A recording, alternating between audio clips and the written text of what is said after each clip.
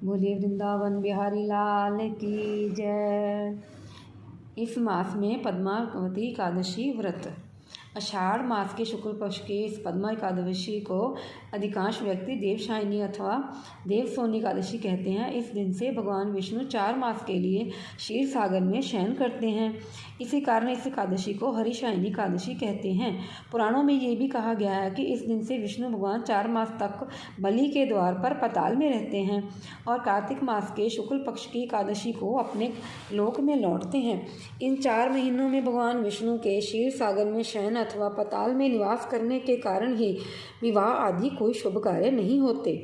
यद्यपि लगभग सभी एकादशियों को भगवान विष्णु की पूजा आराधना की जाती है, परंतु आज की रात्रि से तो भगवान का शयन आरंभ होगा, अतः उनकी विशेष विधि विधान से पूजा की जाती है। भगवान विष्णु की प्रतिमा को आसन पर आसीन कर उनके हाथों में शंख चक्र गदा पद्म सुशोभित कर उन्हें पीताम्बर पीले वस्त्रों या पीले दुपट्टे से सजाया जाता है। पंचामृत से स्नान कराकर तत्पश्चात भगवान की धूप दीप पुष्प आदि से पूजा कर धृत दीपक से आरती उतारी जाती है। भगवान की पान सुपारी से स्तुति की जाती है। धर्मराज युधिष्ठिर ने श्री कृष्ण से पूछा, हे जनार्दन, आषाढ़ शुक्ला एकादशी का क्या नाम है?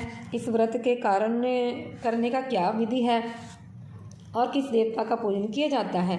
श्री कृष्ण कहने लगे, हे युधिष्ठिर, एक समय नारद जी ने ब्रह्मा जी से यही प्रश्न किया था। तब ब्रह्मा जी ने उत्तर दिया कि हे नारद, तुमने कलयुगी जीवों के उद्धार हेतु अत्यंत उत्तम प्रश्न किया है, क्योंकि एकादशी व्रत सब व्रतों में श्रेष्ठ है।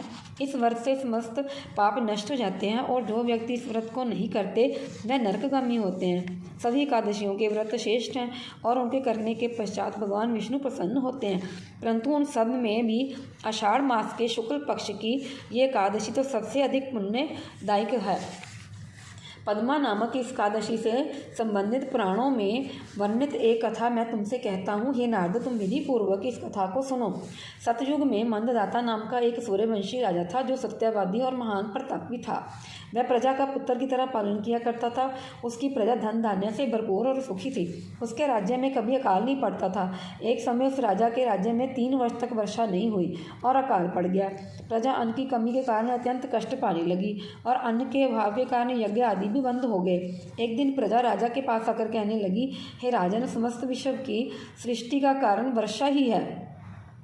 वर्षा के अभाव से अकाल पड़ गया है और अकाल से प्रजा मर रही है, इसलिए कोई ऐसा उपाय कीजिए जिससे प्रजा का कष्ट दूर हो। राजा मंददाता ने कहा, आप लोग ठीक कह रहे हैं, वर्षा से अन्न उत्पन्न होता है और आप लोग वर्षा ना होने से अत्यंत दुखी हैं। मैं आप लोगों के दुखों को समझता हूँ।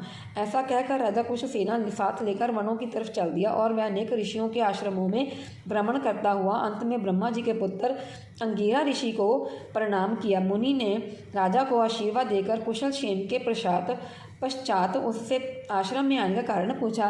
राजा ने हाथ जोड़कर विनीत भाव से कहा, भगवान, सब प्रकार से धर्म का पालन करने पर भी मेरे राज्य में अकाल पड़ गया है। इससे प्रजा अत्यंत दुखी है। राजा के पापों से ही प्रजा को कष्ट मिलता है, ऐसा शास्त्रों में लिखा है।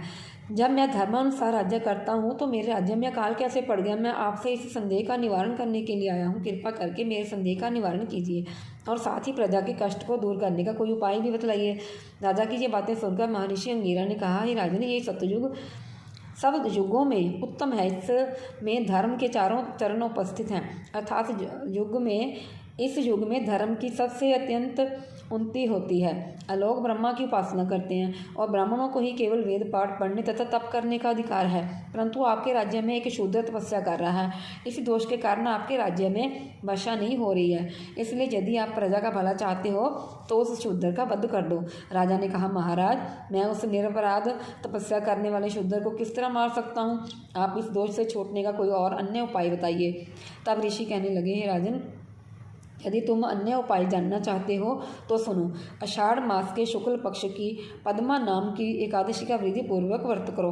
इस व्रत के प्रभाव से तुम्हारे राज्य में वर्षा होगी और प्रजा सुख पावेगी। इस एकादशी का व्रत इस सिद्धियों को देने वाला है तथा उपद्रवों को शांत करने वाला है। अतः प्रजा सेवकों तथा मंत्रियों सहित तुम इस व्रत को करो। मुनि के वचन सुनकर राजा अपने नगर वापस आ गया और विधि पूर्वक पद्मा एकादशी का व्रत किया। उस व्रत के प्रभाव से वर्षा हुई और प्रजा को सुख पहुंचा। इस हरिशायनी एकादशी का व्रत सभी मनुष्यों को करना चाहिए, क्योंकि ये व्रत इस लोक में भोग और परलोक में मुक्ति का देने वाला है। इस कथा के पढ़ने एवं सुनने मात्र से ही मनुष्य के समस्त पाप नष्ट हो जाते हैं। बोलिए वृंदावन बिहारी लाल की जय।